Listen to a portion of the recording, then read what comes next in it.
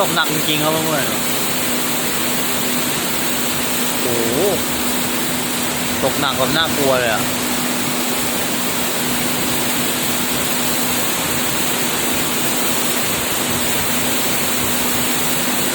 ตกหนักมาก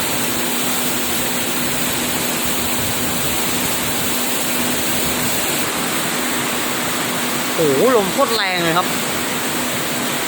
โอ้โหเพื่อนดูเลยตกหนักขนาดนี้อ่ะ